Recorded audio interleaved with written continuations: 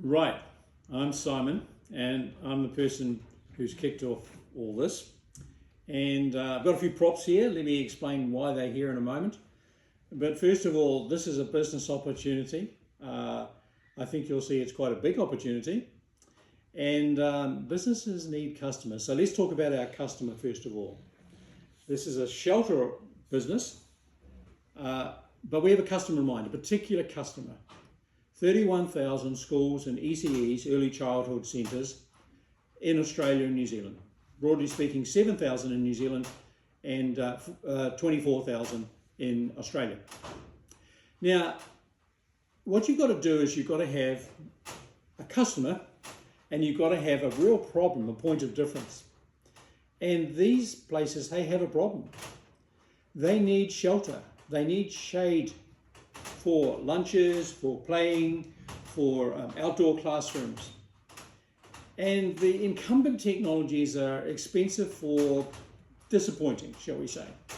So building big structural roofs is very expensive, and building tensioned arches is also very expensive. Shade sails theoretically are more affordable, but they're very disappointing. And I'll explain that in a moment when I talk about the technology here. But shade sails are well known for being flat city and for destroying themselves. And even when they're done professionally, they're still a bit underwhelming. To the point that the Department of Education in New Zealand really has almost sort of sworn off them because there's just too many problems that happen. So there's a customer and they've got a problem, and we have a solution, which I'll talk about in a moment. But let's talk about patents for a moment, because this is actually pretty important. First of all, my background, I've done a bunch of stuff to do with intellectual property and mainly in golf, but a little bit in shelter, and I'll talk to that in a moment. So the most significant thing you could say is developing a technology and selling it to Nike for quite a large sum of money, shall we say, several houses worth. And that was 13 years ago now. And then more recently, another golf thing, also with strong intellectual property. Actually, the patent was granted just about a month ago in the United States, which is the key market here, and the hardest place to get a patent in, by the way. And that's for an adjustable golf club, a Q golf club. Let me just show you the one for a moment. I've got one over here.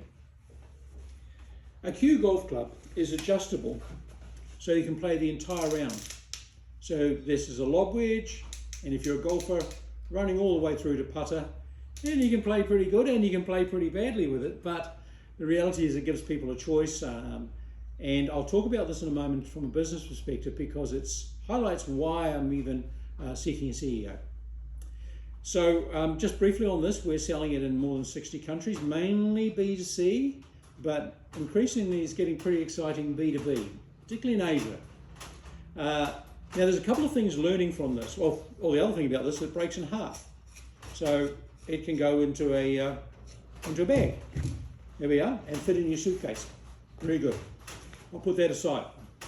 Now, a couple of learnings from Q Golf, which has really tipped me to look for a very motivated, engaged CEO.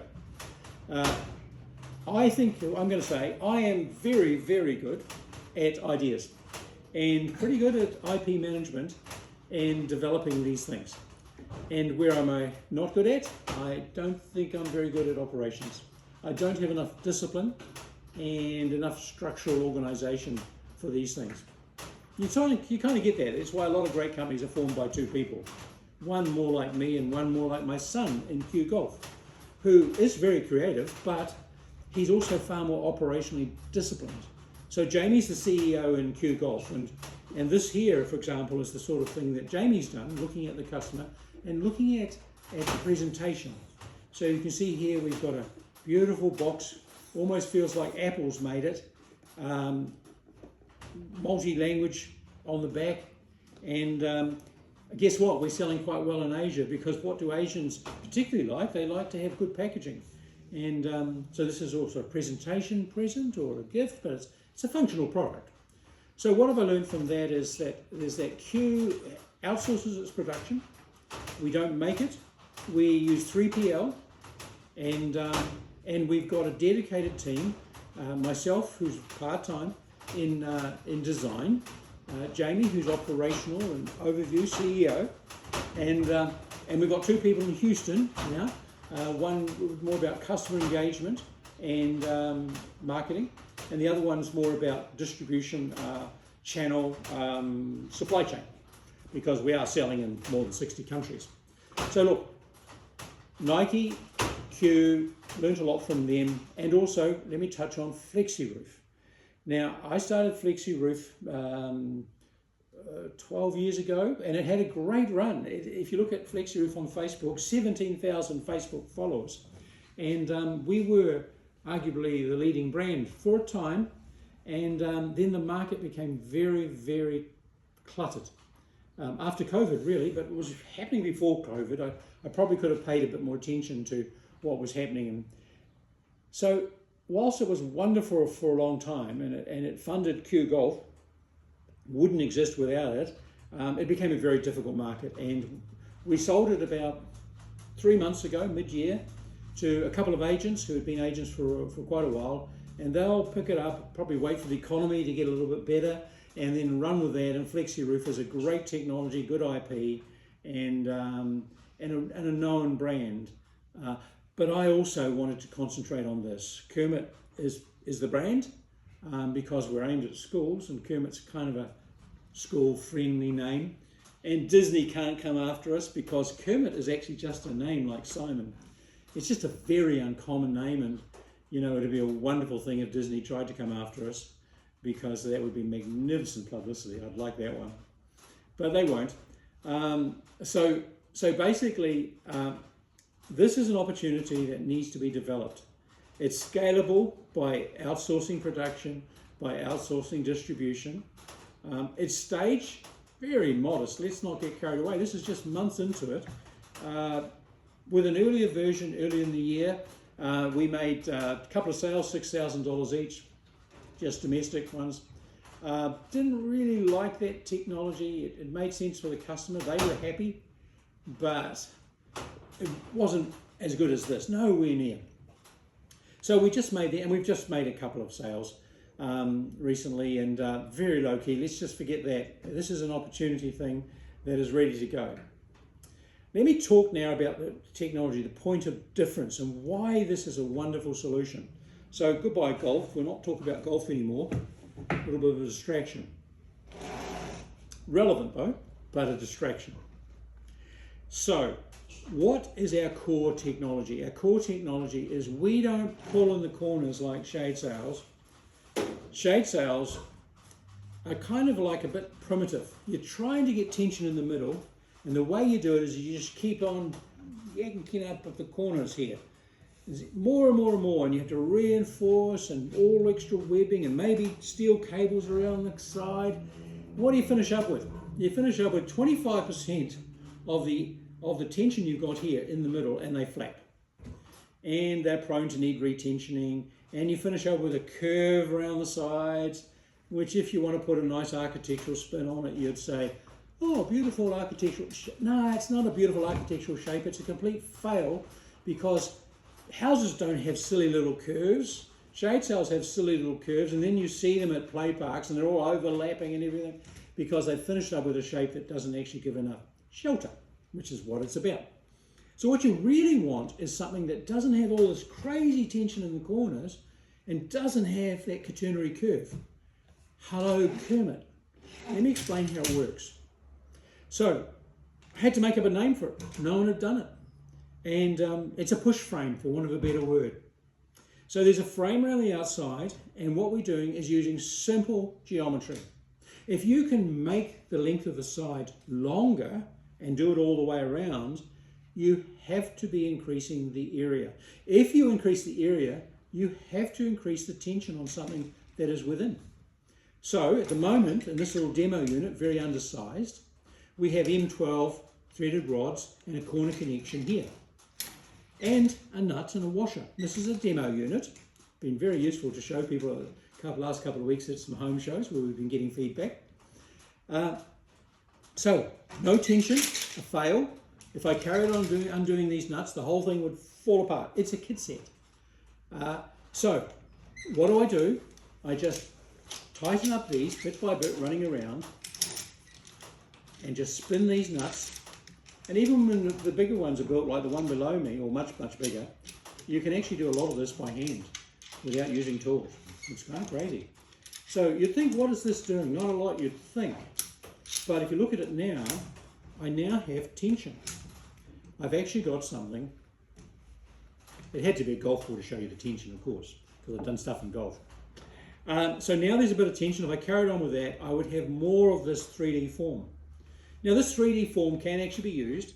In the patent I called it a Pringle, but more commonly these are called hyper shapes, hyperbolic paraboloids.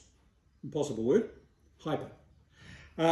So this is a state which has some tension, and if I were to progress these nuts, I would get more and more hyper. So let's just do a little bit more of that, because it's important to, technology is not what customers buy, but technology is what you need to have a point of difference and to solve a problem. So yeah, we don't want to spend too much time on technology, but here we've got even more tension. Now, interesting enough, there's another state of tension for this. This is the, for want of a better word, the low tension version of a bistable mechanism.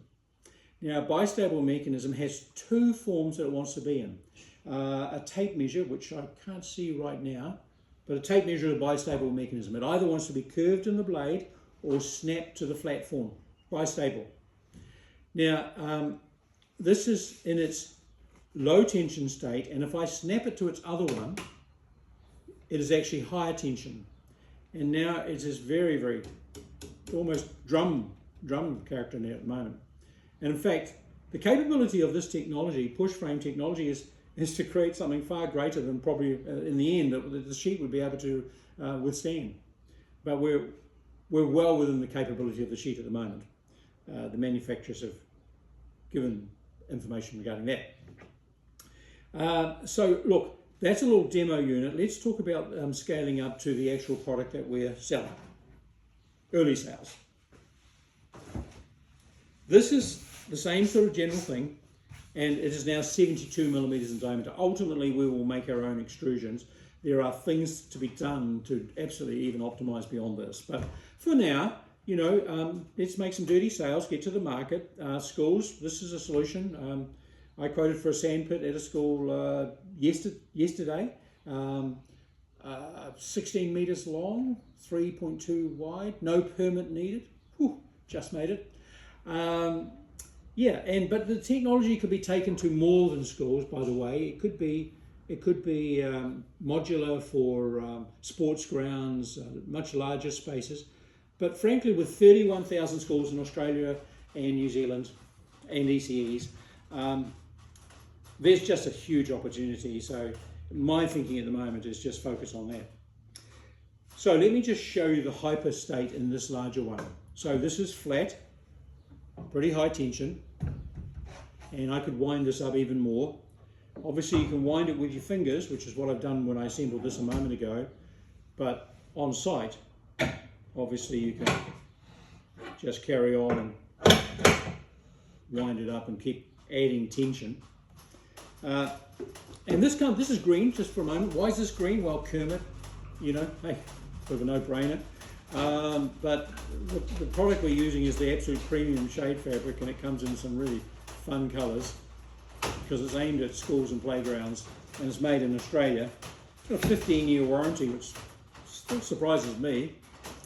Let me show you. This is the flat form. Generally, this is what you'll use, but sometimes the hyperstate is the thing. So there's the hyperstate. It could be high at that end, it could be high at this end, it could be joined to another unit over there, it could be multiple units right along the side of the building, the school. But here's the interesting thing is there's a lot of tension in here, but watch this. This is a bit of a snap to the other bistable mechanism. Pretty sneaky, eh? Now, obviously this is a very big opportunity. We've only just started sales, let's not get carried away, but you have to value it at the opportunity to some degree. You can't do a discounted cash flow and get all carried away about that. You'd have a value of 50 cents or less. But we've put about $250,000 into this, so since we started poking at it about a year and a half ago, and more recently, this has been the full-time deal for the last 3 months really, since we sold FlexiRoof. So looking for that person who wants ownership, who's sick of being organised by a board with all sorts of corporate sort of unrealistic goal setting and so forth, who wants to grab hold of something and create customer love and create sales and care about social media and care about culture in the company and yeah, want to have a light touch product company, brand orientated. So we're looking for that CEO. You might be the person who really has been to the management role, maybe run a brand and very much cares about sales.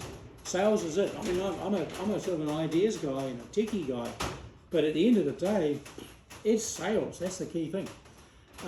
So this is why we're looking for that person who really wants to invest, needs to invest, to own from the get-go, and wants to shake it up and conquer a little area of the world. Shade. It could be you. Now, what's the exit plan here? You know, the exit plan is one, no exit, just an absolute cash cow. There's good margin in this. I haven't talked about that. Very good margin, probably 2x and more. But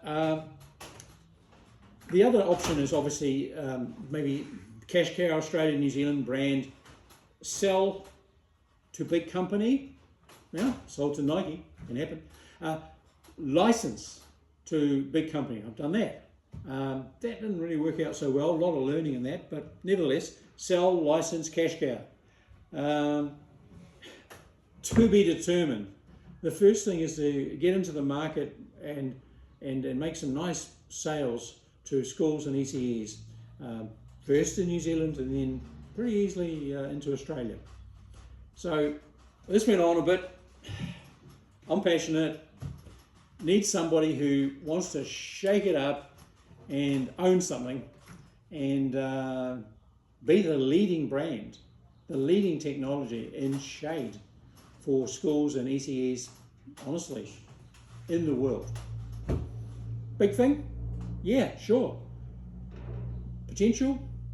Well, if it's not $100 million in sales ultimately, I don't know what ultimately is in time-wise, 5 years, I don't know. If it's not $100 million, I think it's a missed opportunity, to be quite honest. This is a very, very big market with an identifiable problem. We haven't even talked about covering swimming pools. Perfect product for swimming pools. Cafes, restaurants, ouch. Anyway, that's enough, I've gone on. Look forward to chatting to people that are looking for something big. And I suppose at this stage, you could call yourself a founder because we've really just started. Thanks for your time.